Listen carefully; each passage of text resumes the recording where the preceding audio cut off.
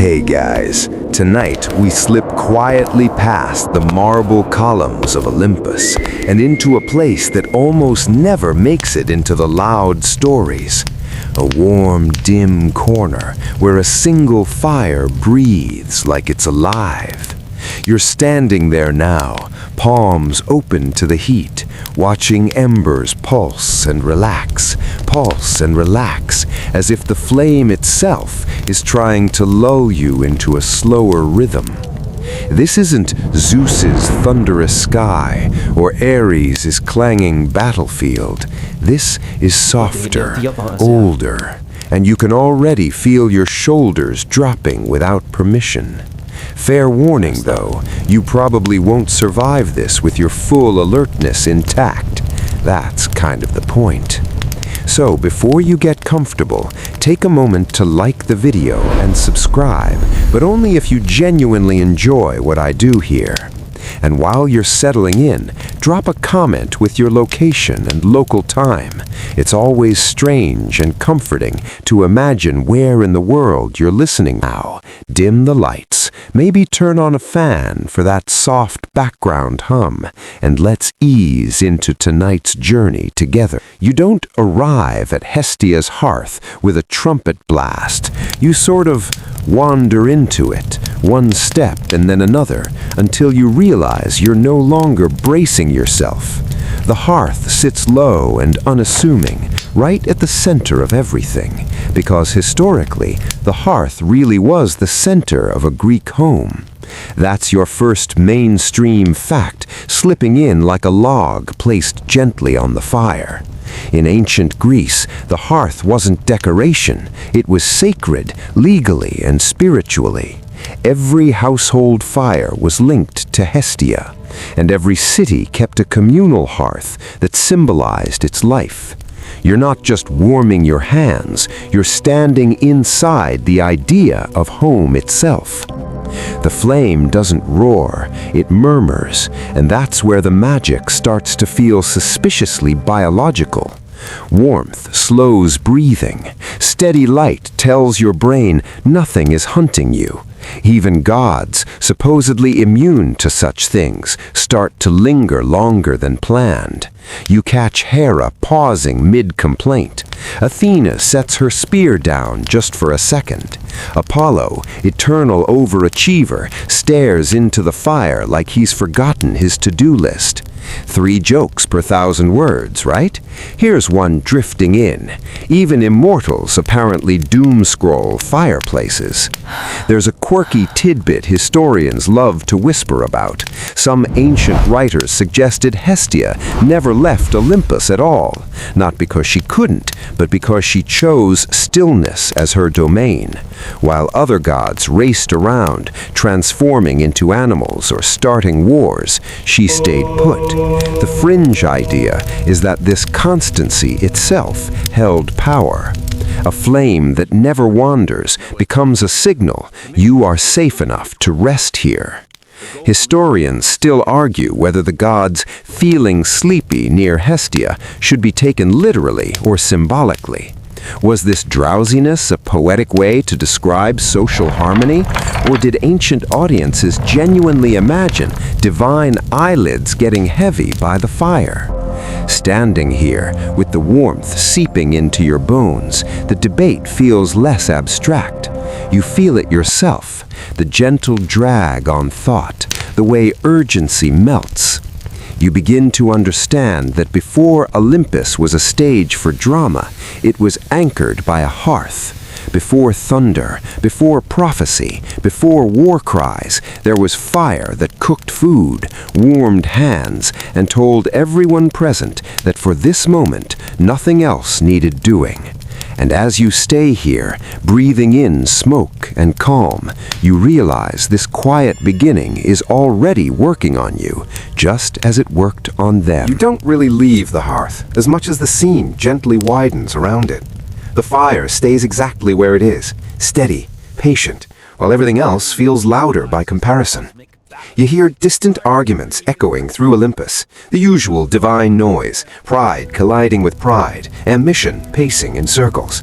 And yet, standing here, all that drama feels oddly irrelevant, like overhearing an argument through a wall while wrapped in a blanket. This is where the contrast sharpens. Every other god arrives with a theme song. Hestia arrives with a temperature. That calm is not accidental. One of the most mainstream but often overlooked historical facts is that Hestia was the firstborn of Cronus and Rhea, older than Zeus himself. Chronologically, she precedes the chaos, and unlike her siblings, she never chased a throne or demanded temples overflowing with statues. Instead, she accepted a quieter honor. Every sacrifice to any god began and ended with her. You watch this ritual play out in slow motion now. A libation poured, a prayer murmured. The first and last portion always belongs to the hearth. It's like the gods themselves acknowledge that without calm, none of the spectacle works. You notice how your own posture has changed. You're no longer standing at attention. You lean, maybe even sit.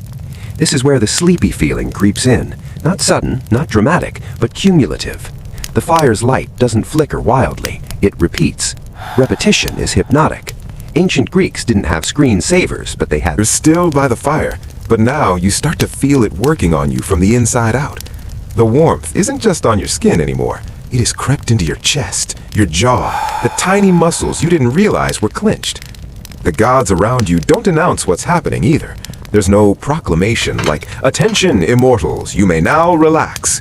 Instead, it shows up in small betrayals of composure. A yawn quickly disguised as a sigh. A helmet loosened. A spear leaned against the wall instead of held upright.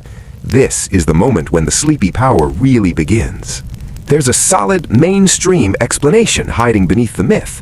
Ancient people understood, without modern science, that heat and safety slow the body down. Fire meant predators stayed away. Fire meant cooked food, fewer threats, and longer evenings of talking instead of running. Even today, you feel it. Sit near a heater long enough, and your brain quietly decides nothing urgent is required. The Greeks projected this truth onto their gods because why wouldn't they? If humans soften near a hearth, why would immortals be any different? A quirky tidbit drifts in from the margins of myth. Hestia is one of the few Olympians with no major transformation stories. No swan, no bull, no dramatic disguise. Some scholars think this absence is meaningful. She doesn't change shape because she represents the place you return to after everything else changes. You're not meant to chase her across the world. You come back, sit down, and feel your thoughts slow. In that sense, the hearth itself is the transformation, turning motion into rest. Historians still argue whether descriptions of divine fatigue around Hestia were meant to be read psychologically or... Nothing changes abruptly as you drift further into this calm.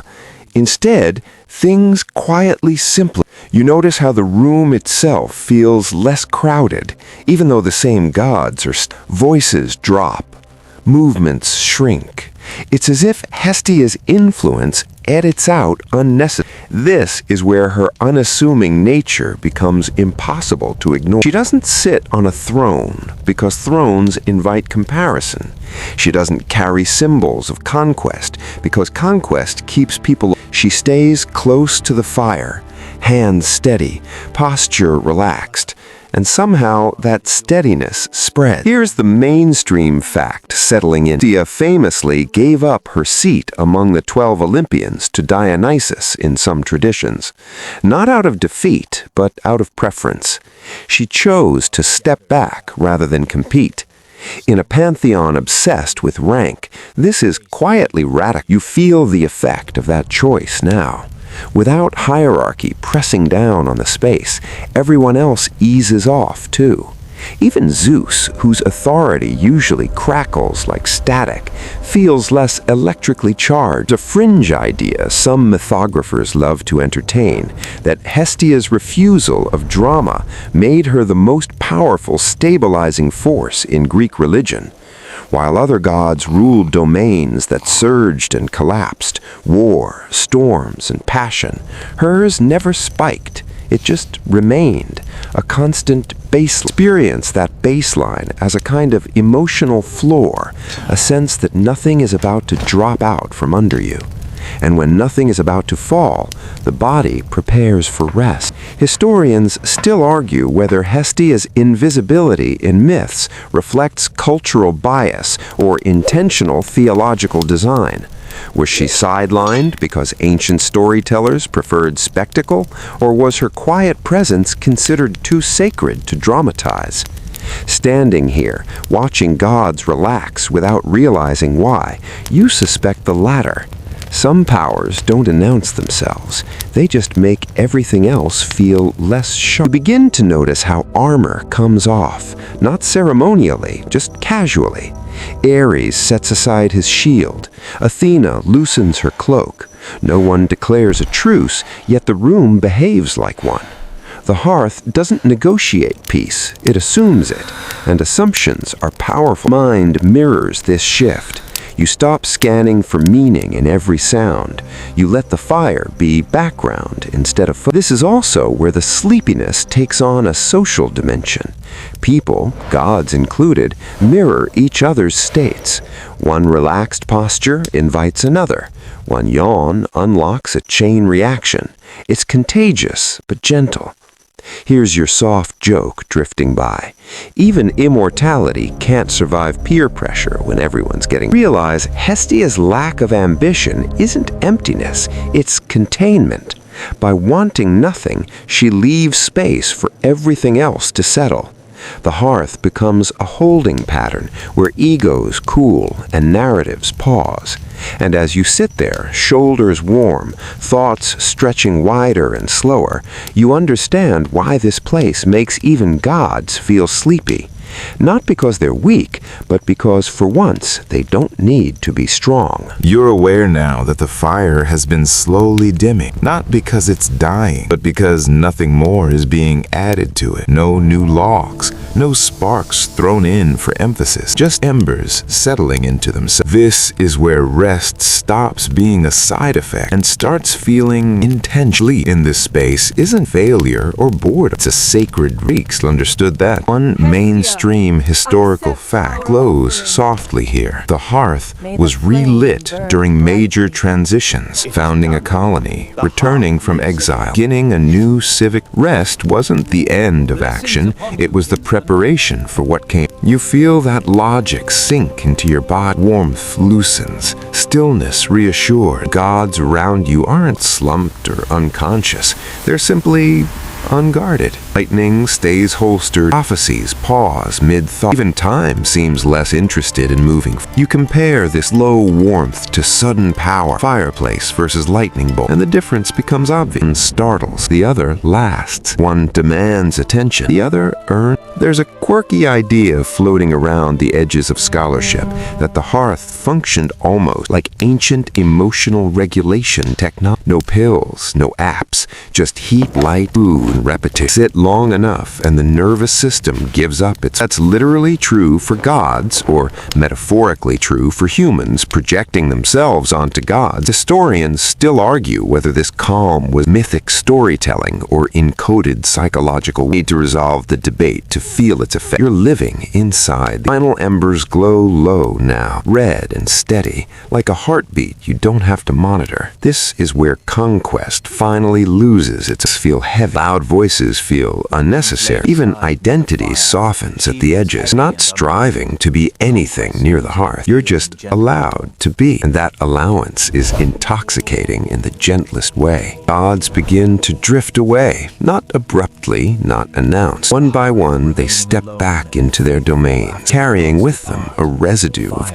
the hearth remains. It always does. Fire that never wanders, even when everyone else must. You stay a little longer, because there's no reason not to. Now the pacing slows further. Sentences stretch out. Firelight fades into a soft amber blur. Your breathing evens. The world feels smaller and kinder. You remind yourself quietly that nothing is required of you right now. No decisions, no vigilance, just warmth and the sound of your own breath. The last image settles gently. A nearly dark hearth, still warm, still alive, holding the memory of flame. You rest beside it, eyes heavy, thoughts thinning out like smoke dissolving into night air. Everything important, everything loud has already left the room. You're safe here. Just for this moment, that is more than enough.